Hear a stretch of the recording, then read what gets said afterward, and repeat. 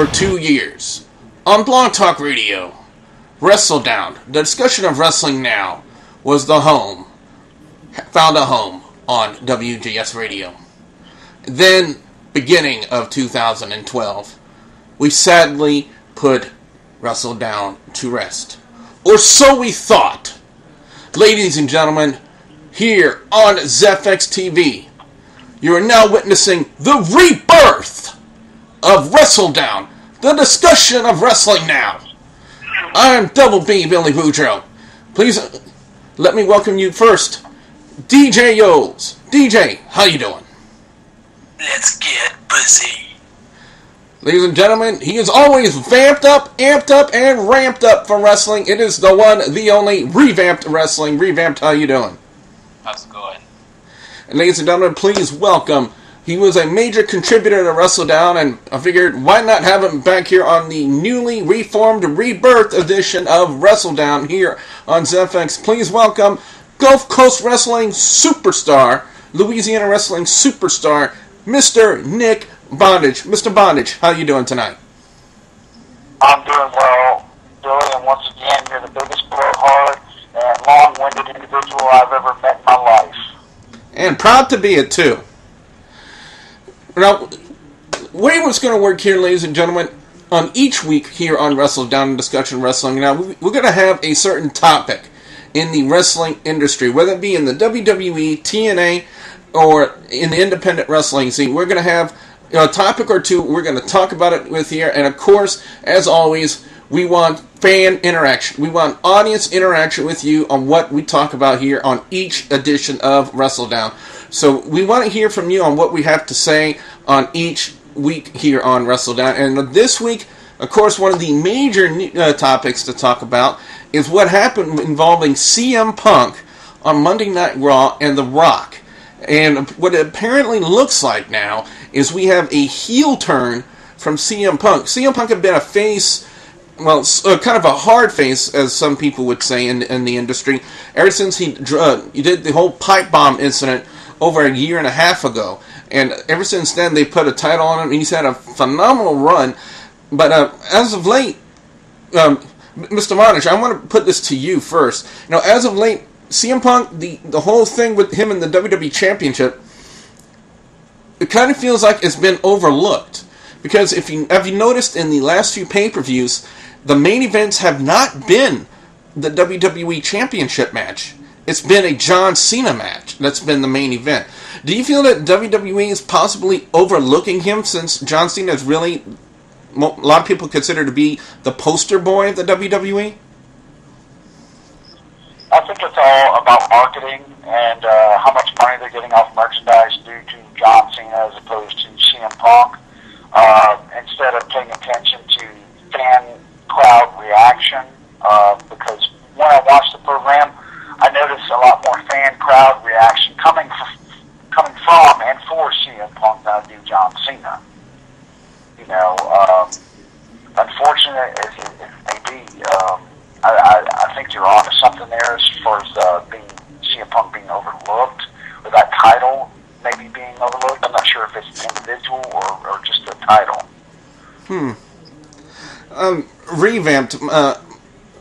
My thought to you, my question to you is, could, you know, if this is an apparent heel turn from on CM Punk, you know, is this, you know, one, two questions come to mind. One, is this real good timing? Is this the time for CM Punk to go heel? And two, is this a good move by the WWE to turn him heel, you know, against The Rock? You know, that's kind of a concern, because at the same time, here's a guy that was supposed to be last year at the pipe bomb promo, turning heel, but to no success there because all the fans went with him and they cheered him on. However, having said that, he got big and he grew with the fans as a face. But then after that, like now, I don't know. I see it as a risky thing. Maybe killing CM Punk at the moment too. And what you said earlier. I'd like to chime in on this subject as well, Billy. Go ahead. What are you going to say? What we could be witnessing witnessing, actually, you know, as of recent, I don't know what, last year or two, I guess you'd call it the John Cena era. Much like the Attitude Era in WWE, I think it's kind of coming to a close, and we might be looking at a new era that might be being ushered in, and I think CM Punk is going to play a big part of it, because he, to me, seems like maybe the new face of this new era that we're going to be looking at, because I think everyone in the WWE as of late has become very stagnant, and you know, storylines have just been kind of dwindling and everything. So we could be looking at a new era that might be being ushered in, and you know, more of a big fight type scenario. I agree with that. Yeah. You know, so that could be the reason for the CM Punk heel turn. You know, it's a possibility. You know, I might be reaching, but that's something that we could be looking at. I think the new era kind of began last year progressively when he dropped that big pipe bomb promo. True. It'll be a very edgy era, you know, where lines will be crossed between what we like to refer to in the industry as kayfabe and what's not kayfabe. You know, those lines I think will be blurred and kind of like what TNA's attempted. Yeah, sort of, somewhat. But I think it'll be a little bit more edgy than what TNA attempted to try to do. With the WWE for sure, yeah.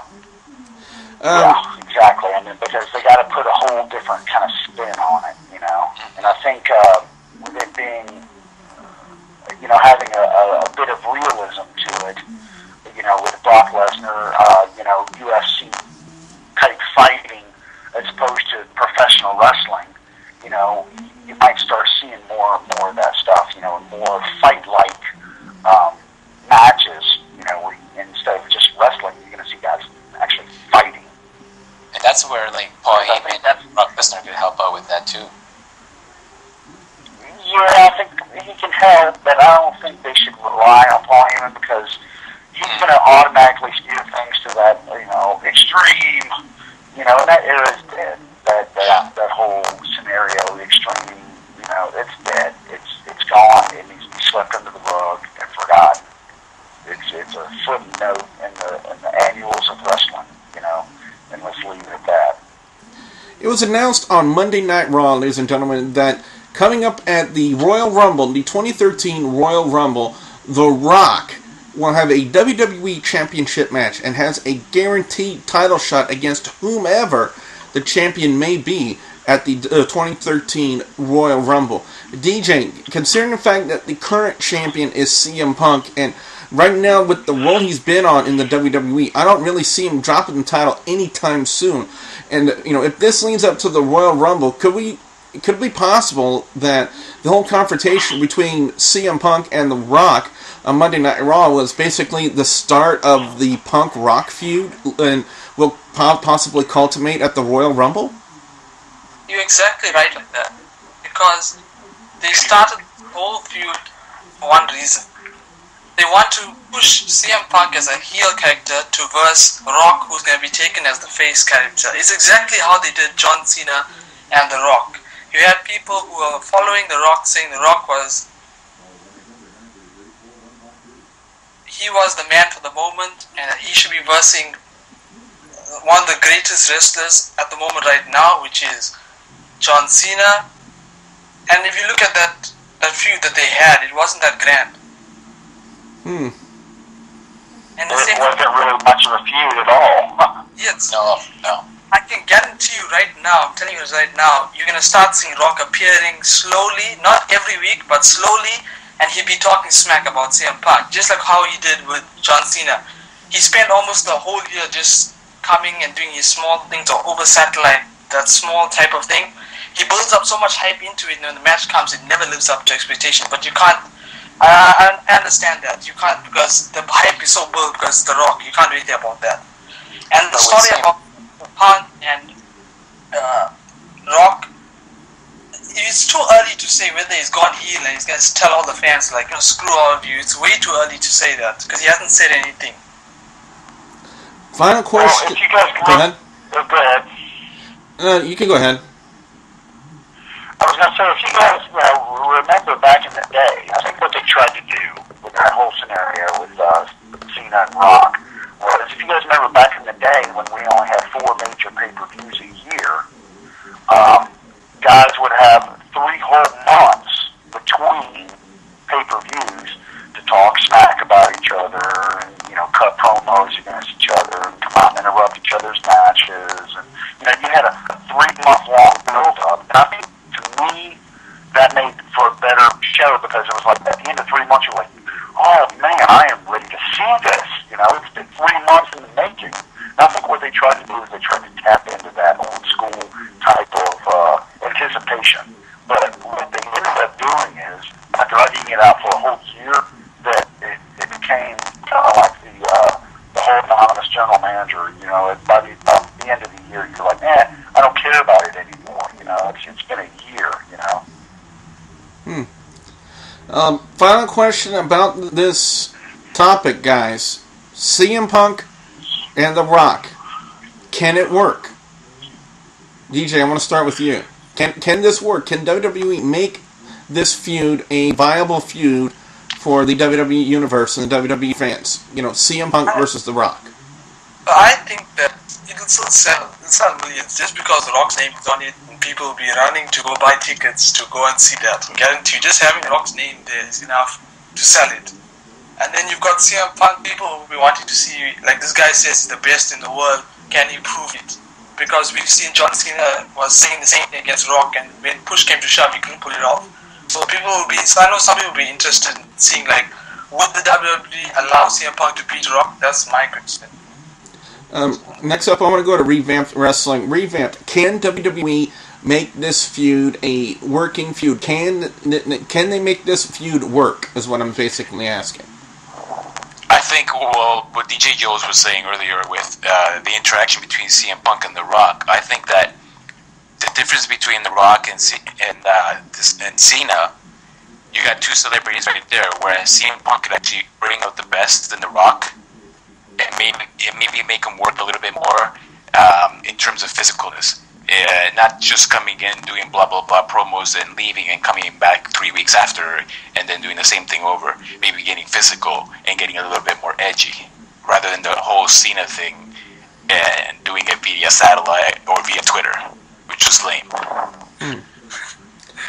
I think CM Punk would help in that. I'm not. Yeah. Final word goes to the one and the only Mr. Nick Bondage. Mr. Bondage, you had the final say-so on this topic of CM Punk versus The Rock. Can the WWE make this a viable working feud? I definitely do think that they can make it a workable feud, just if they provide past experience with the feud between Cena and The Rock. I mean, all you have to do is do what you didn't do the first time. And I think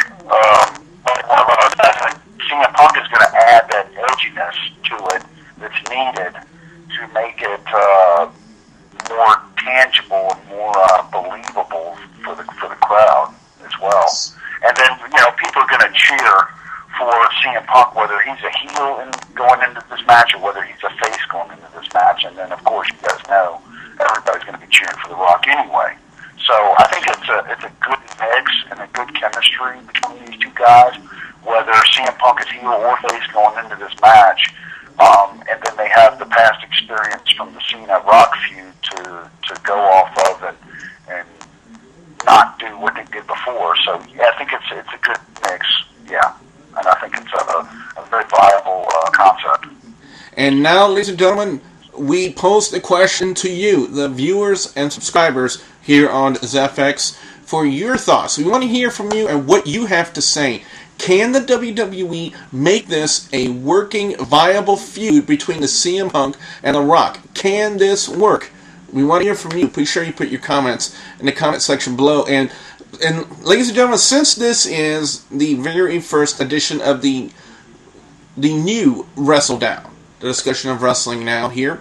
We have a bonus topic for you guys, and it's going to be coming from the one, the only Mr. Nick Bondage himself. We're going to talk a little bit about the current state of independent wrestling, especially here in Louisiana. Mr. Bondage, your thoughts? Well, where do I start? I mean, there's just so many different topics to choose from as far as the state of the independents go. I guess let's go ahead and just start with, one from just past experience here in the last few days, is the fact that we run into promoters here, and that's not just here, it's everywhere, that book cheaper, low-end talent because they want to cut costs on the shows, which I know are expensive to run. But what they don't realize is you book this lower-end talent, and cheaper talent, then that's exactly what you get. You get cheaper quality matches, and then your crowd is subject to view this and then think that this is what your promotion is all about. You've got a couple high-end guys on the show, but then you've got a whole card full of low-end guys, which really drag the show down, and then your crowd, like I said, your crowd is subject to view this, and they're thinking, why did I spend money to come see this? And then they're not going to come to the next show. So ultimately, you're shooting yourself in the foot. So my question is, how do you get around this? And I've tried to offer a few solutions. There are other options that you can do. I think one of the first things you can do is cut your card down to 5, 6 matches tops. That way you're not booking so many guys per show, and then you can keep your high-quality guys on the show. And then you make your lower-end guys, look at this and like, okay, well, you got all the high-end guys. I want to be a part of this. So then they're forced to take a look at themselves and either better themselves and fight for an opportunity to be on that show and be the best that they can possibly be, and try to take our spots and then give the crowd a quality product on top of it. But nobody wants to buy into that concept, and I just don't understand why. Revamp, I was wondering if you could, if you have any comments on what Mr. Bondage just said. That's a very serious topic, though. Like, it just brings me to the only independent company that I really watch are obviously Chikara, and I keep up to date with ROH. And I can understand what he means when you have some wrestlers that bring the best in the company, and then you have the ones that absolutely leave you like, well, why did I watch it? And I understand what he's saying, but that's a very crucial topic to analyze as well. Definitely it is. Mr. Bondage, would you say that maybe an attributing factor for promoters would be, the way they promote their shows, the way they advertise their shows to try to get people to come into the shows, and maybe if they had possibly a guaranteed audience for these shows, like a guaranteed sellout for these shows, that maybe promoters, wouldn't worry about cost so much? Oh, certainly.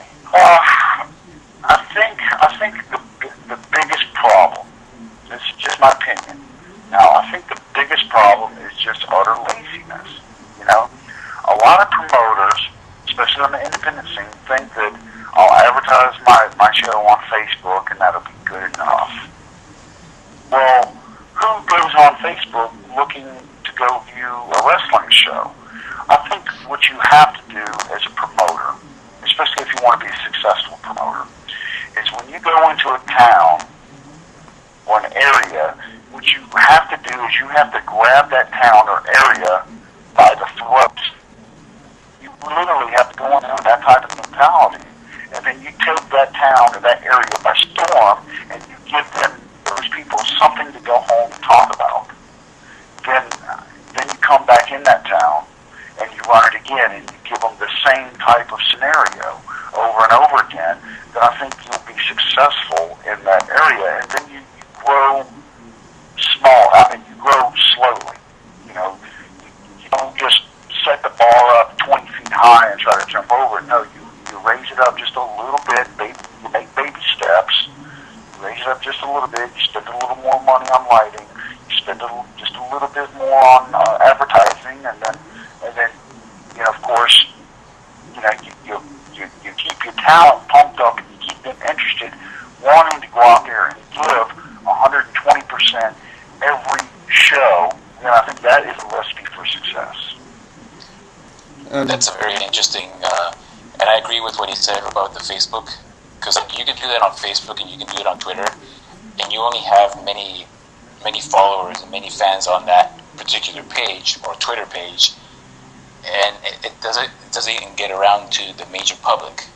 So, and I've seen that on Facebook as well, like Extreme Reunion, for example. When you see that, you'll have your regulars, of course, that are going to follow you on Facebook and Twitter. But what about the masses? I mean, the guy that works 5 days a week, and and his kid seen an advertisement. Oh, I want to go to the wrestling show, Dad. the people that watch the mainstream stuff. Yeah, exactly. I mean, how are you going to get the message to them? Not by Facebook, I guarantee you that. Yeah, because the days of littering a town with flyers for a show, I think are over too as well. I mean, that's good and all, and it gets your street team able to get out there and connect and talk to people, which is good. But I think what they really need to do is radio and television advertisement. And of course, the first thing a promoter's going to say, oh, it costs money, costs money, costs money, costs money. Well, of course, it costs money. But what they don't understand is there's ways around it. Like, I ran shows in Pensacola. We shot television every week. And what I did is I took over the television programming portion of it. And what I did was I contacted our local community college drama department. And what they did is they would come out every week, film our show with their equipment, their cameras. They would use their audio equipment, and they would take all that footage that they would film for us, back to school, edit it, splice it together, put a product together for us, and then hand us a finished package that we could send off to the television station, and that's how we had weekly television. And they did it free of charge because they got credit for it, and it was a project for them to do. And then we ended up having a long-term relationship with the school, and it worked out beautifully. And then they even after they finished their courses, those guys still came to our shows and still wanted to be a part of it because they had such a good time while they were, learning about filming and everything else, that they used us as their clay pot, so to speak, that even after they were done with school, they still came to our shows and wanted to participate, be a part of the crew. And then our production crew ended up growing because of it. So there's ways around it, and I don't think promoters utilize what's at their fingertips. And that's the big problem that I end up having with promoters. I'm trying to discuss these details with them about different things that they can do to cut down on costs so that they can, pay that higher end talent instead of booking these cheap guys to cut costs. So, it's a big conundrum that just goes on and on and on. It's a big vicious cycle that just never seems to end, and I just don't know what to do to get it through these promoters' heads that there's things that they can do to better their show, better their product, and then not have to book this garbage talent like Cody Hawkins, like Chase Matthews, like Bo Chipper, like Chris Erickson. Yeah, I said it. I don't really give a shit. If I get heat, oh well. Those guys know where to find me. DJ, you want to weigh in on anything that Mr. Bondage has just said? Just two things, okay? With the Facebook, I also understand that it's also the people who come to your page and they follow, for example, a wrestling topic. What about the people who are also inactive? You get some people who will join something and that's it. They won't even read about it, or they don't actually follow it. And second thing is, he makes complete sense about money. It's end of the day, it's a business. What you put in is what you get out of it. And if you don't put the money to get like the proper lighting and the best environment for them to do their wrestling and to have the show, then who wants to be a part of that? Exactly. And you know, it's got me thinking too. You know, and then here's another tool to utilize as well. Now, Bill, you know this as well as I do. In every wrestling show, you have your core crowd, your dedicated fans that are there, going to be there every show. You know, maybe a handful of them, or maybe a bunch of them. But you know, you take one or two of those guys that come to every show, that enjoy, that are going to be there, and you make them part of the show, because they're going to go out there and on their spare time and help put this show over because they feel like they're a part of it as well. And then you have what's called a street team, that goes out there and hands out flyers or tells their buddies about the show, tells their friends, their brothers, their sisters, their mothers, their dads, their cousins, their uncles, their aunts about the show. And, you give them freebies, you give them one of your promotional shirts, you give them posters, you let them rub elbows with some of the wrestlers from time to time, and you would not believe what you can get out of these people for doing that, because it makes them feel like they're part of the show and they help make it happen. Exactly. I totally agree with that. And it's a proven formula. Exactly, and if you guys have out there who are watching us and listening to what we're saying right now here on WrestleDOWN, we would like to hear from you on what Mr. Bondage has said as well. Be sure you put your comments in the comment section below. Your thoughts are very important to us. We love to interact with you guys, and the only way you can do that is by putting your comments in the comment section below, or quite possibly maybe in video responses too. We'd love to hear and see what you guys have to say on any subject we talk about here on WrestleDOWN Discussion of Wrestling Now. So again, we appreciate you guys taking the time out to listen to what we have to say. I'd like to thank GCW Mega Superstar Mr. Nick Bondage for joining me, DJYolz, and Revamped Wrestling this week. So with that being said, don't forget to like and favorite every episode of WrestleDOWN, the Discussion of Wrestling Now. Don't forget to subscribe to our channels. That's youtube.com/WrestleGamer, youtube.com/TheFinalTapOut, Revamp, very quickly, your YouTube channel.